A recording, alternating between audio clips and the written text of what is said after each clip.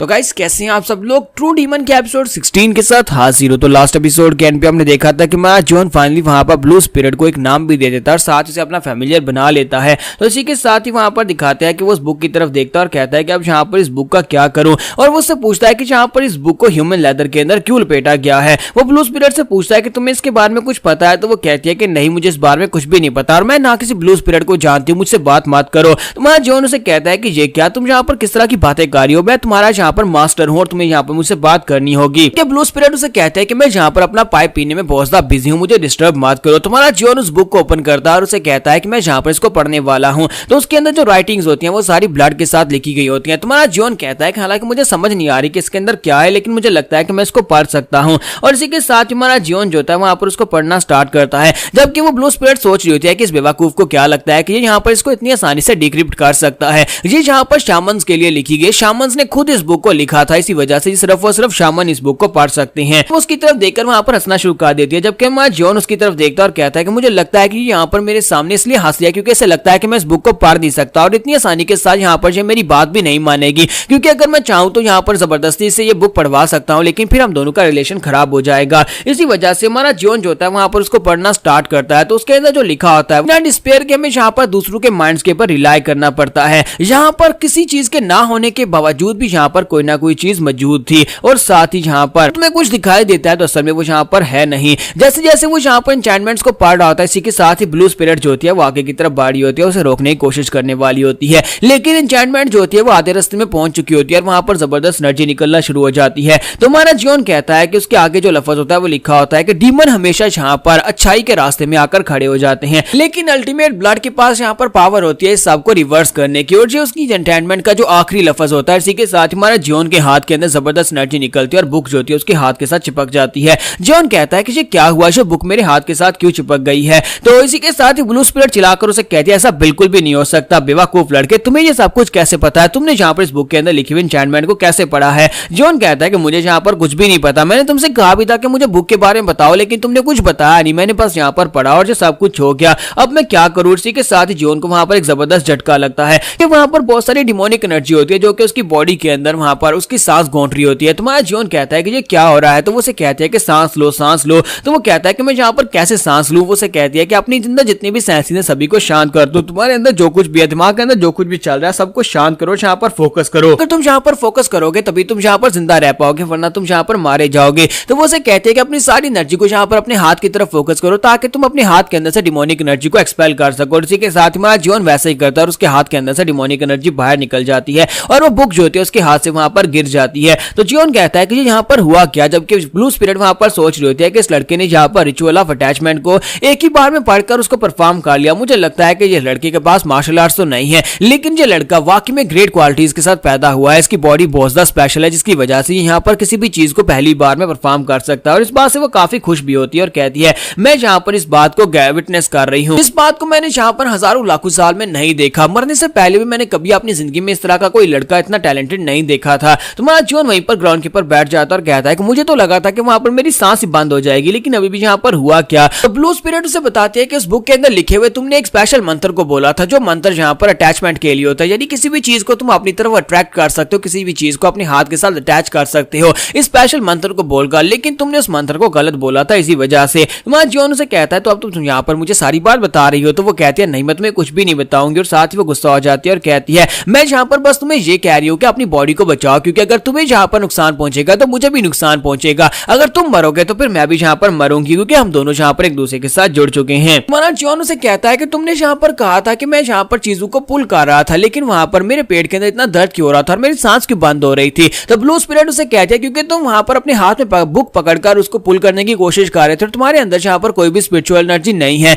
ये असल में एक स्पेशल टेक्निक है जो स्पिरिचुअल एनर्जी को गैदर करने के लिए है। इसकी मदद से तुम यहाँ पर किसी भी चीज लिविंग थिंग यहाँ पर किसी भी ऐसी चीज जिसके अंदर स्पिरिचुअल एनर्जी हो उसकी स्पिरिचुअल एनर्जी को अपनी बॉडी में गैदर कर सकते हो। और इसी के साथ ही उसे कहते हैं वहां पर वो डेड बॉडी देख रहे हो तो वहां पर इल्सैंग की डेड बॉडी पड़ी होती है, तो उसे कहते हैं कि इस बंदे की बॉडी के ऊपर अपना हाथ रखो और इसकी बॉडी के ऊपर एन्चेंटमेंट को यूज करो और फिर देखना इसकी बॉडी के अंदर जो बची कुछ स्पिरिचुअल एनर्जी है वो सारी तुम्हारी बॉडी में आ जाएगी। तुम्हारा जॉन कहता है कि वाकई में ये काम करेगा और इसी के साथ ही वो उसे उठाकर लाता है और वहां पर उसकी बैली के ऊपर हाथ रखता है। वो उसे कहती है कि यहाँ पर हाथ रखो और साथ ही से कहते हैं कि क्या मुझे यहाँ पर एक बच्चे की तरह तुम्हें सब कुछ बताना पड़ेगा जो कि यहाँ पर अभी भी सीख रहा है, मैं तुम्हारी मास्टर नहीं हूँ। और हमारा जियोन कहता है अच्छा ठीक है। फिर साथ ही वहां पर वो सारा मंत्र दोबारा से बोलता है। जब हमारा जियोन वहां पर सारा मंत्र दोबारा से बोलता है तो इलसैंग की बॉडी के अंदर से बहुत सारी स्पिरिचुअल एनर्जी निकलती है जो कि उसकी बॉडी के अंदर रह गई थी, वो सारी अब्जॉर्ब होना शुरू हो जाती है। हमारा जियोन जो होता है स्पिरिचुअल एनर्जी को वहां पर महसूस करता है और वो बहुत ज्यादा खुश हो जाता है और कहता है कि मुझे महसूस हो रहा है जैसे स्पिरिचुअल एनर्जी मेरी बॉडी के अंदर जाने के बाद मेरी बैली बटन के पास जाकर इकट्ठी हो रही है।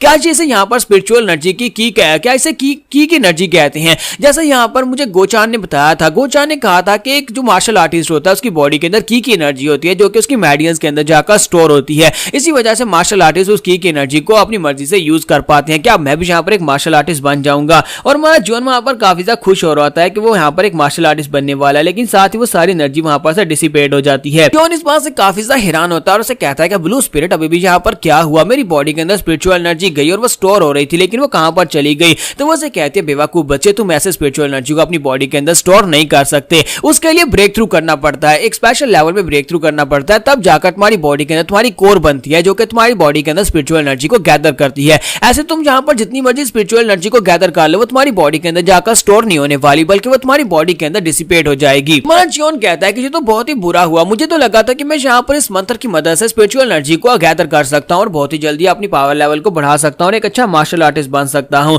तो ब्लू स्पिरिट उसकी बात सुनने के बाद सोच रही होती है, लगता है कि ये लड़का मार्शल आर्ट सीखना चाहता है, तो अगर क्या मैं इसको यहाँ पर बता दूं कि इसने यहाँ पर जिस मंत्र को सीखा है वो मंत्र अभी फिलहाल के लिए एनर्जी को गैदर करने के लिए है, लेकिन उसके ये सिर्फ और सिर्फ एक बेसिक है। असल में यहाँ पर ये 8 टेक्निक्स है, असल में ये 8 टेक्निक्स है, उन 8 टेक्निक्स में से इसका सेकंड लेवल जो है वो थॉट शैटरिंग टेक्निक है, जिसमें यहाँ पर बहुत सारी एनर्जी को गैदर करने के बाद अपनी सोच की एनर्जी के साथ ही किसी चीज को शैटर कर सकता है। तो इसी के साथ ही ब्लू स्पिरिट जो होती है वहां पर हमारे जियोन को हौसला देते हुए कहती है कि ये की पावर तुम्हारी बॉडी के अंदर जाने के बाद स्कैटर होगी, लेकिन असल में वो तुम्हारी बॉडी के अंदर ही है। अगर तुम यहाँ पर उसको चैनलाइज करो तो तुम उसे यहाँ पर एक पॉइंट के ऊपर इकट्ठा कर सकते हो। जरा ध्यान लगाओ, अपनी बॉडी के अंदर जितनी एनर्जी है सभी को अपने हाथ के ऊपर लेकर आओ। हमारा जियोन कहता है लेकिन मुझे समझ नहीं आ रहा कि इसे कैसे करना है। तो वो कहती है बस यहाँ पर अपने दिमाग में सोचो कि तुम्हारी बॉडी के अंदर बहुत सारी एनर्जी है। तो हमारा जियोन वहां पर सोचना स्टार्ट करता है और इसी के साथ ही वो बहुत सारी एनर्जी को महसूस करता है। उसे महसूस होता है जैसे उसकी बॉडी के अंदर एनर्जी फ्लो हो रही है और वो एनर्जी जो होती है उसके हाथ की तरफ आ जाती है। तो इसी के साथ उसके हाथ के अंदर बहुत सारी एनर्जी आकर गैदर हो जाती है जो कि उसी की अपनी बॉडी के अंदर से निकल कर आती है। तो वो एनर्जी को गैदर करने के बाद पंच बनाता है और उस पंच के साथ वहां पर सामने एक पिलर के ऊपर पंच दे मारता है। जब वो पिलर के ऊपर पंच मारता है तो वो एनर्जी जो होती है पिलर को भी तोड़ देती है और साथ ही पीछे वाली दीवार के अंदर भी एक बहुत बड़ा गड्ढा बन जाता है।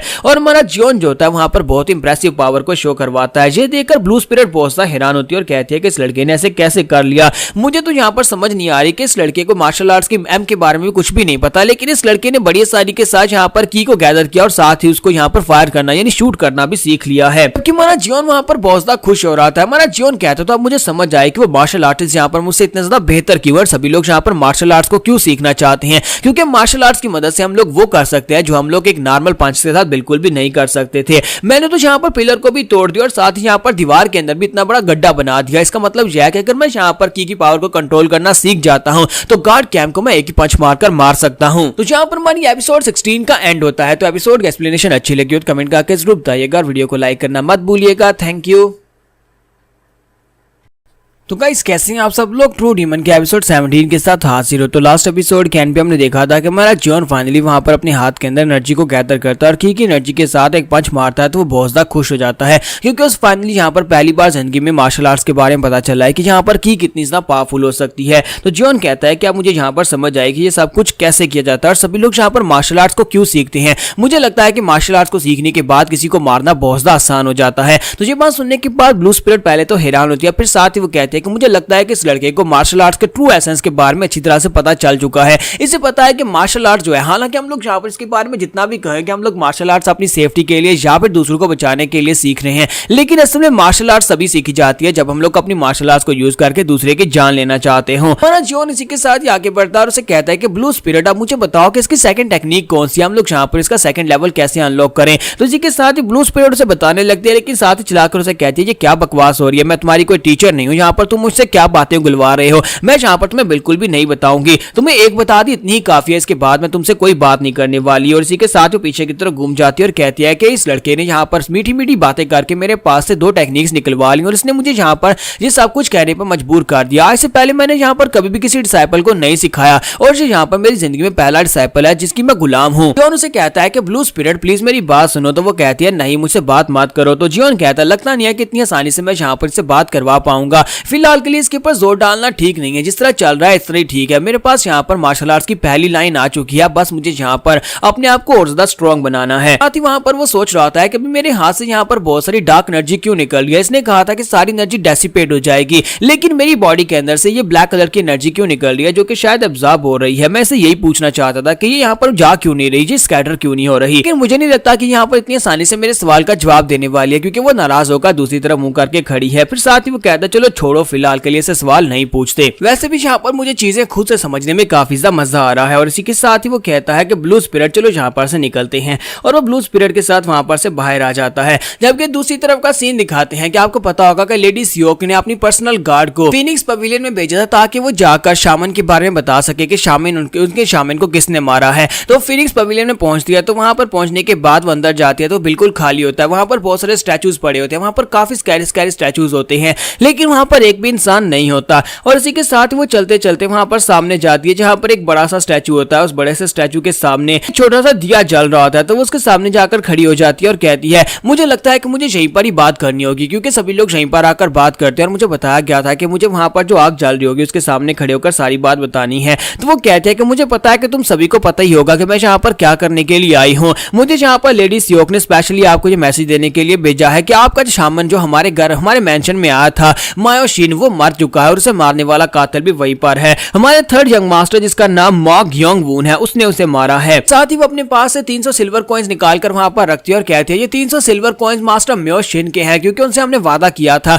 और साथ ही 400 सिल्वर कॉइंस हम लोग आपको एक्स्ट्रा दे रहे हैं। हमें यहाँ पर आपसे एक और रिक्वेस्ट करनी है कि आप यहाँ पर हमारे लिए एक और काम करेंगे। आपको यहाँ पर हमारी फैमिली के third young master Mok Yong Woon को मारना होगा। अगर आप लोग उसे मार डालते हैं तो फिर हम लोग यहाँ पर आपको ये 400 एक्स्ट्रा देने वाले हैं। तो इसी के साथ ही उसके सामने जो लाइट होती है वो बुझ जाती है। तो वो कहती है लगता है कि तुम लोगों ने यहाँ पर मेरी ऑफर को एक्सेप्ट कर लिया, और इसी के साथ ही वो थैंक यू बोलकर वहां पर से बाहर आ जाती है। तो जब बाहर आ जाती है वो कहती है कि मुझे वहां पर शोर इससे महसूस हो रहा था कि वहां पर कोई इंसान नहीं था, लेकिन ऐसे लग रहा था जैसे बहुत सारे लोग मेरी तरफ देख रहे थे, ऐसा लगता है जैसे वहां पर छुपे हुए बहुत सारे लोग थे। और इसी के साथ ही वहां पर से वापस चली जाती है। जबकि उसके चले जाने के बाद वहां पर पहले जहाँ पूरे का पूरा हाल जो था वो खाली था, वहां पर जो स्टैचूज होते हैं वो सभी हिलना शुरू हो जाते हैं और वहां पर से एक एक करके शामन निकलना शुरू होते हैं। सबसे पहले वहां पर दिखाते हैं कि वहां पर म्योशिन की डेड बॉडी भी पड़ी होती है। वो म्योशिन की डेड बॉडी के पास आते हैं और उनसे कहता है, उनका जो लीडर होता है उनसे कहता है कि मुझे यहाँ पर ये बात कंफर्म है कि ये मर्डर है, ये यहाँ पर इसे किसी ने जानबूझकर मारा है। यहाँ पर जो बाकी के शामन्स होते हैं वो कहते हैं कि हम लोग इस बात से एग्री करते हैं। लेडी सियोक के इस गार्ड ने यहाँ पर बताया कि उनकी जो नौकरानी थी वो हवा में उड़ना शुरू हो गई थी, अचानक से वो हवा में उड़ रही थी। तुम्हें लगता है कि ये क्या हो सकता है? मुझे लगता है कि ये येलो स्पिरिट हो सकती है। तो वो लोग कहते हैं हाँ ये सिर्फ और सिर्फ एक येलो स्पिरिट ही हो सकती है। लगता है कि थर्ड यंग मास्टर की बॉडी के ऊपर येलो स्पिरिट ने कब्जा कर लिया है। तो दूसरा उनसे कहता है सवाल ये है क्या वाकई में यहाँ पर येलो स्पिरिट ने उसकी बॉडी पर कब्जा किया है? क्योंकि अगर उसकी बॉडी पर येलो स्पिरिट ने कब्जा किया है तो वो उसे ऑर्डर कैसे दे सकता है? फिर साथ उनमें से कहता है लेकिन ऐसा कैसे हो सकता है? आज से पहले कभी किसी ने येलो स्पिरिट को अपना फैमिलियर नहीं बनाया। येलो स्पिरिट्स बहुत ज्यादा खतरनाक होती है और कोई भी उनके साथ बॉन्डिंग नहीं कर सकता। फिर उनमें से एक शामन कहता है चाहे जो भी हो लेकिन ये सिचुएशन बहुत ज्यादा खतरनाक है, हमें यहाँ पर जल्दी से जल्दी सिचुएशन से निमट नहीं होगा। और वो सभी लोग वहां पर फैसला करने के बाद कहते हैं तो हम लोग यहाँ पर ये फैसला करते हैं कि मॉक फैमिली के third young master Mok Yong Woon को मरना होगा। तो बॉस उन लोगों से कहता है कि मैं यहाँ पर तुम सभी में से किसी एक को ऑर्डर देता हूँ, तुम सभी में से किसी एक को वहां पर जाना होगा, जाकर उस लड़के को मारना होगा। हम नहीं चाहते कि कल को वो लड़का बड़ा होकर हमारे सामने यहाँ पर आकर खड़ा हो जाए, हमारे और ज्यादा शामन भाइयों को मारे। इसी वजह से हमें यहीं पर उसको खत्म करना होगा। और यहीं पर से नेक्स्ट सीन जो होता है हमें गोचान का दिखाया जाता है कि गोचान बेचारा जो होता है उसे अभी भी यहाँ पर नींद आई होती है, क्योंकि पूरी रात वो यहाँ पर ऑन गार्ड रहा था, ड्यूटी करता रहा था और सुबह के वक्त उसे यहाँ पर काम पर भेज दिया गया और उसके लिए वहां पर एक चिमनी लेकर आता है जिसके अंदर वो आग जला सके। तो इसी के साथ ही वो अंदर आता है और उसे कहता है कि यंग मास्टर तुमने जो कहा था वो मैं ले आया हूँ। तो यंग मास्टर कहता है चलो तुम्हारा बहुत बहुत शुक्रिया। और इसी के साथ ही वो उसे कहता है कि इसके अंदर कोयले डालो और इसके अंदर आग जलाओ। और वो उसके लिए वहां पर कोयले डालकर आग जला देता है और खुद ही वहां पर सेंकने के लिए बैठ जाता है। वो उसे कहता है कि यंग मास्टर इतनी भी ठंड नहीं है कि तुमने यहाँ पर मुझसे अंगीठी मंगवा ली कि हम लोग यहाँ पर बैठकर आग सेकेंगे। तुम्हारा जियोन उसे कहता है कि मैं यहाँ पर कुछ जलाना चाहता हूँ। तो वो कहता है क्या तुम कुछ जलाना चाहते हो? और इसी के साथ ही वो वहां पर वही सीक्रेट मैनुअल्स निकालता है और कहता है कि मैं यहाँ पर इनको जलाने वाला हूँ, ये सीक्रेट मैनुअल अब मेरे किसी काम के नहीं है। तो वो कहता है क्या तुम यहाँ पर हमारी फैमिली के सीक्रेट मैनुअल्स को जलाना चाहते हो। और इसी के साथ ही हमारा जॉन जो था उनमें से एक बुक को वहां पर फाड़ना स्टार्ट करता है और उसके पेजेस को वहां पर आग के अंदर फेंक देता है ताकि वो जल जाए। तो उसे कहता है कि यंग मास्टर ये तुम क्या कर रहे हो, अगर तुम्हें नहीं चाहिए तो ना रोना, तुम यहाँ पर इनको जला तो नहीं सकते, तुम इनको मत जलाओ। हमारा जॉन जो था उन 2 सीक्रेट मैनुअल्स में से एक को वहां पर जला देता है और इसी के साथ ही उसे कहता है कि मैं यहाँ पर इस दूसरे वाले को भी जलाने वाला हूँ। जबकि इसी के साथ ही गोचान उसे कहता है कि यंग मास्टर तुमने यहाँ पर इसको जला के दिया, क्या तुम्हें पता भी है कि ये दोनों मार्शल आर्ट्स की टेक्निक्स हमारी फैमिली की सबसे फेमस टेक्निक्स है और हमारी फैमिली की सबसे खतरनाक और ऐसी टेक्निक है जिनको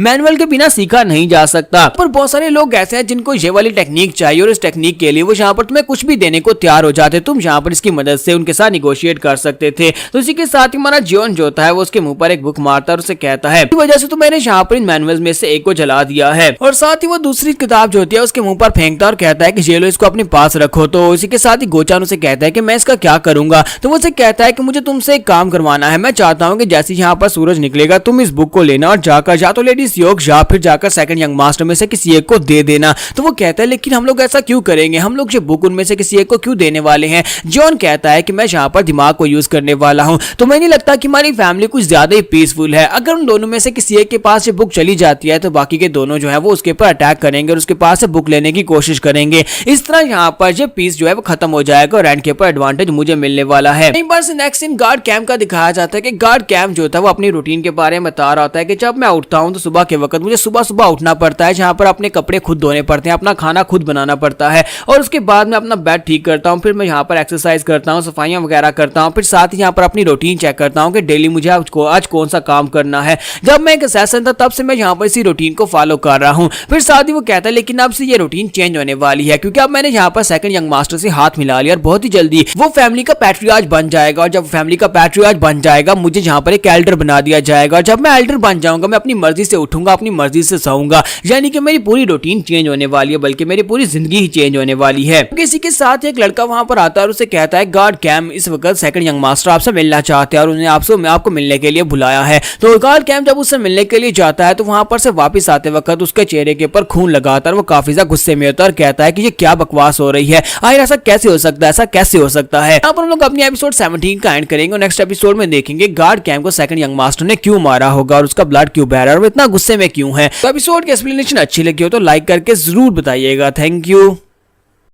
तो गाइस कैसे हैं आप सब लोग। ट्रू डीमन के एपिसोड 18 के साथ हाजिर हो। तो लास्ट एपिसोड के एंड पे हमने देखा था कि मास्टर कैम जो होते हैं वो बुरी तरह से मार खाने के बाद वापस आ रहे होते हैं। तो यहाँ पर पास्ट का सीन दिखाता है कि वहाँ पर हुआ क्या था। तो मास्टर कैम को वहाँ पर सेकंड ब्रदर मिलने के लिए बुलाता है। जब उसे बुलाता है तो गार्ड कैम तो वहाँ पर बड़ी खुशी खुशी जाते हैं, शायद कोई काम होगा, लेकिन इसी के साथ वो गुस्से के साथ चिल्लाकर उसे कहता है कि तुमने क्या कहा था कि थर्ड यंग मास्टर की मार्शल आर्ट्स की एबिलिटीज चली गई हैं। अगर उसकी मार्शल आर्ट्स की एबिलिटीज चली गई है तो फिर बताओ कि मेरा पर्सनल गार्ड कहाँ पर है। चो इल्सेंग अभी तक वापस नहीं आया, वो मिसिंग है। क्या तुमने यहाँ पर मुझे धोखा दिया, तुम्हारी हिम्मत कैसी हुई यहाँ पर मुझे बेवकूफ बनाने की। तो गार्ड कैम कहता है कि सर मैंने यहाँ पर आपसे झूठ नहीं बोला था, सेकंड यंग मास्टर मैं यहाँ पर सच बोल रहा हूँ, यहाँ पर कोई ना कोई प्रॉब्लम जरूर हो सकती है। इसी के साथ ही सेकंड यंग मास्टर वहां पर उसके पास एक प्याला पड़ा होता है, वो उसे उठाकर उसके सर में दे मारता है जिसकी वजह से उसकी ब्लीडिंग हो रही होती है। तो सेकंड यंग मास्टर चिल्लाकर उसे कहता है कि गार्ड कैम तुमने यहाँ पर मुझे झूठ बोला, अगर यहाँ पर चो इल्सेंग वापस नहीं आया तो फिर बताओ कि इसका क्या मतलब हो सकता है। तुमने कहा था कि थर्ड यंग मास्टर की मार्शल आर्ट्स की पावर चली गई है, क्या मैं तुम्हें कोई बेवकूफ दिखाई देता हूं।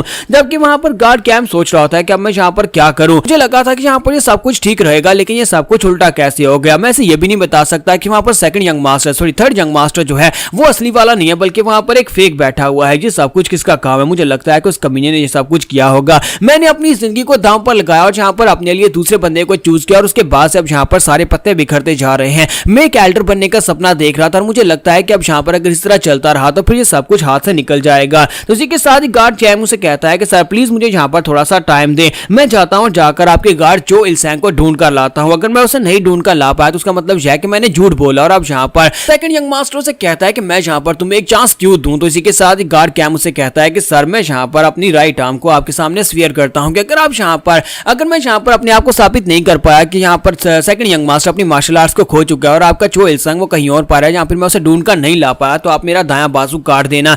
बाजू के बिना मैं यहाँ पर कुछ भी नहीं कर सकता, क्योंकि इसी की मदद से मैं यहाँ पर तलवार भी यूज करता हूँ। तो सेकंड यंग मास्टर से कहते तो फिर ठीक है, मैं तुम्हें यहाँ पर एक मौका देता हूँ, लेकिन अफसोस कि अगर तुम यहाँ पर इस वादे को पूरा नहीं कर पाए तो फिर मैं तुम्हारा बाजू नहीं बल्कि तुम्हारी जान लेने वाला हूँ। तो गार्ड कैम जो होता है वो शर्मिंदा होकर वहां पर से बाहर आ जाता है और कहता है कि मुझे जाकर उसे ढूंढना ही होगा, मुझे जाकर उस कमीने थर्ड यंग मास्टर यानी कि जो फेक मैं वहां पर से पकड़ कर लाया था उस फेक को जाकर ढूंढना होगा, उसे पूछना होगा कि आखिर जो इल्सोंग के साथ क्या हुआ है। गार्ड कैम वहां पर थर्ड यंग मास्टर के रूम की तरफ जा रहा था, साथ ही सोच रहा था कि जब से मैं यहाँ पर उस कमीने फेक जियोन को यहाँ पर लेकर आया हूं तब से कुछ भी यहाँ पर ठीक नहीं हो रहा। मुझे लगता है कि सब कुछ उसी कमीने के किया धरा है, मैं इस बार उसको बिल्कुल भी नहीं छोड़ने वाला, मैं जाकर उसे अच्छा सबक सिखाऊंगा। और इसी के साथ ही जैसे वो पवेलियन की तरफ आगे बढ़ आता है वहां पर से उसे दिखाई देता है कि गोचान जो होता है वो सामने की तरफ से आ रहा होता है। तो उसे देखते ही वहां पर पकड़ लेता और कहता है कमीने कहीं के तुम यहाँ पर क्या कर रहे हो। वो उसे गले से पकड़ लेता और उसे कहता है कि तुम्हारी हिम्मत कैसी हुई यहाँ पर ये सब कुछ करने की, और तुम यहाँ पर बाहर कहां पर जा रहे हो, मैंने तुमसे कहा था ना कि थर्ड यंग मास्टर के ऊपर नजर रखनी है और फिर तुम यहाँ पर मेरे ऑर्डर्स को डिसोबे कर रहे हो। तो वो कहता है कि नहीं सीनियर ब्रदर ऐसा कुछ भी नहीं है, तुम यहाँ पर गलत समझ रहे हो। तो वो कहता है कि अच्छा तो मैं यहाँ पर गलत समझ रहा हूँ, फिर तुम कहां पर जा रहे हो, क्या तुम उसके साथ मिलकर ये सब कुछ कर रहे हो, क्या तुमने उसके साथ हाथ मिला लिया है। मैंने कहा था कि उसके रूम के बाहर ही रहना, फिर तुम यहाँ पर उसके पवेलियन के बाहर क्या कर रहे हो। और जब उसने उसका कॉलर पकड़ रखा था उसके कॉलर के अंदर से उसे एक बुक दिखाई देती है, ये वही मार्शल आर्ट्स की बुक होती है जो कि इनके फैमिली का हेयरलूम है। तो वो उस बुक को निकालता और कहता है कि ये क्या, ये बुक तुम्हारे पास कहां से आई। जब किसी के साथ गोचान चलाकर उसे कहता है कि सीनियर ब्रदर इसे छोड़ दो, इसे मत पकड़ो, लेकिन जैसे वो उस बुक को देखता है उसे और भी ज्यादा यकीन हो जाता है, क्योंकि वो would heart sword transformation technique होती है जो कि इनकी फैमिली की स्पेशल टेक्निक होती है, यानी सीक्रेट मैनुअल होता है। तो वो बहुत ज्यादा गुस्सा हो जाता है और कहता है गोचान तुमने यहाँ पर मुझे धोखा दिया है, मुझे यकीन नहीं हो रहा कि तुमने यहाँ पर मुझे धोखा दिया। और गोचान बेचारे की तो वाट लग गई, वो उसे बहुत ही बुरी तरह से पीटता और पीटने के बाद से घसीटता हुआ पवेलियन के अंदर लेकर आता है जहां पर थर्ड यंग मास्टर का रूम होता है। तो सभी के सामने वो उसे घसीटता वहां पर लेकर आता है, दरवाजे को किक मारता है और वहां पर अंदर उसे फेंक देता है। और थर्ड यंग मास्टर वहां पर जियोन उसके सामने खड़ा होता है। तो जियोन जब वहां पर उसकी तरफ देखता है गोचान की तरफ, तो उसे कहता है गार्ड कैम वेलकम, काफी दिनों के बाद यहाँ पर तुम वापिस आए हो। तो गार्ड कैम उसे कहता है कि सबका क्या मतलब है। जियोन उसे कहता है कि क्या मतलब है, कि क्या मतलब है, मुझे कुछ भी नहीं पता। तो वो उसे कहता है कि तुम्हें क्या लगता है कि मैं यहाँ पर कोई बेवकूफ हूँ। वो दरवाजा बंद करता और कहता है कि मैं इस बार तुम्हें बिल्कुल भी नहीं छोड़ूंगा, तुम्हें सब कुछ एक्सप्लेन करना होगा। तो इसी के साथ ही गार्ड कैम आगे बढ़ता है और उसे कहता है कि मैंने यहाँ पर तुम्हें शुरुआत से बताया था कि मेरे रास्ते में मत आना और मुझसे पंगा बिल्कुल भी मत लेना। और इसी के साथ उसका गला पकड़ता है और उसे पीछे दीवार के साथ पटकाता है और उसे कहता है मैंने तुमसे कहा भी था कि अगर तुमने कुछ भी उल्टा सीधा किया तो फिर मैं तुम्हें मार डालूंगा, और अब यहाँ पर तुमने कुछ उल्टा सीधा कर दिया है। तो वो उसे कहता है क्या मैंने यहाँ पर कुछ उल्टा किया है। तो वो कहता है कि हाँ यहाँ पर तुमने उल्टा किया है, आप अपनी बकवास करना बंद करो, मेरे सामने यहाँ पर ताकि नौटंकी मत करो, मुझे पता है कि तुम कितने कमीने हो। तो इसी के साथ ही गार्ड कैम उसे कहता है कि अब जल्दी से बताओ कि तुमने सेकंड ब्रदर के पर्सनल गार्ड चो इल्सोंग के साथ क्या किया है, वो कहां पर है। तुम्हारा जॉन उसे कहता है कि मुझे नहीं पता कि तुम किसकी बात कर रहे हो। तो वो कहता है कि नौटंकी करना बंद करो, मुझे बताओ कि चो इल्सोंग कहां पर है। जॉन कहता है कि तुम यहाँ पर देख सकते हो कि मैं कितना कमजोर हूं, मैं यहाँ पर क्या कर सकता हूँ, वो एक प्रोफेशनल मार्शल आर्टिस्ट है और मेरे पास तो मार्शल आर्ट्स की ट्रेनिंग भी नहीं है, फिर मैं चो इल्सोंग के साथ क्या कर सकता हूँ, तुम यहाँ पर मुझसे क्या एक्सपेक्ट करते हो।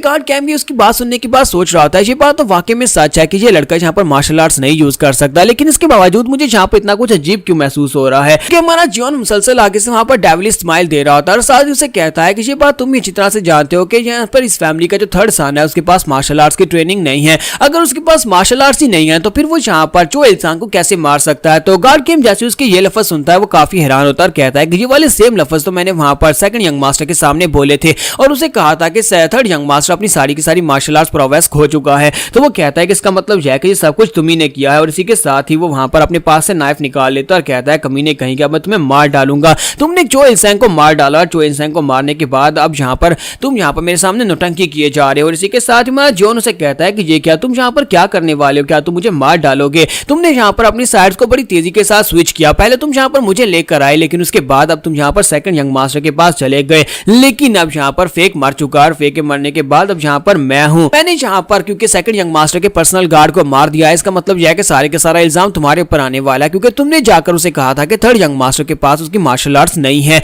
इसका मतलब यह है कि तुम भी सब में शामिल हो और वो तुम्हारे ऊपर ही सारा इल्जाम लगाएगा। तो इसी के साथ ही गार्ड कैम जो होता है अपना ब्लेड घुमाकर उसके कंधे के अंदर दंसा देता है, वहां पर उसके ऊपर अटैक करना स्टार्ट करता है और उसे पीछे की तरफ गिरा देता है। तो हमारा जॉन अपने कंधे पे हाथ रखकर बैठा होता है जबकि इसी के साथ ही गार्ड कैम वहीं पर नीचे गिर जाता है और सोच रहा होता है कि इसकी बात वाकई में सच है, सेकंड यंग मास्टर सारे का सारा शक मेरे ऊपर ही करने वाला है। तो वो उसे कहता है कि 3 साल के लिए मैं यहाँ पर अपनी रगड़ता रहा, 3 साल के लिए मैं यहाँ पर इन सभी के लिए सारे काम करता रहा। मेरे पैदा होने के बाद मेरे पेरेंट्स मर गए और उनके मरने के बाद जब मैं यहाँ पर ऑर्फन था उसके बाद मैंने एक असैसिन ऑर्गेनाइजेशन को ज्वाइन किया, मैं एक असैसिन की ड्यूटी करता रहा लेकिन मुझे वो काम बिल्कुल पसंद नहीं था। और उसके बाद से इस सेक्टर में मैंने जैसे तैसे करके अपनी पोजीशन बनाई और यहाँ पर पूरे 3 साल के लिए इन सभी के काम करता है, यहाँ तक कि इनके जूते भी उठाता रहा हूँ ताकि एक दिन मैं यहाँ पर एक कैल्डर बन सकूँ। और जब मेरे पास मौका था, लेकिन तुम्हारी वजह से वो सारे का सारा मौका मेरे हाथ से निकल गया। और तुम्हें क्या लगता है कि मैं 3 साल की अपनी मेहनत को ऐसे जाने दूंगा? उसे कहता है कि अब जबकि यहाँ पर सेकंड यंग मास्टर का गार्ड मर चुका है तो वो तो मुझे यहाँ पर मार ही डालेगा, तो अगर मैं यहाँ पर मरने वाला हूँ तो फिर मैं तुम्हें क्यों छोड़ दूं, मैं तुम्हें भी यहाँ पर मार डालूंगा। मेरे पास और कोई भी ऑप्शन नहीं है, मुझे यहाँ पर तुम्हें मारकर भागना होगा, मैं यहाँ पर तुम्हें मारकर भाग जाऊंगा। और इसी के साथ ही वो कहता है कि अब तुम यहाँ पर मरने वाले हो। फिर साथ ही वो कहता है नहीं मुझे याद आया।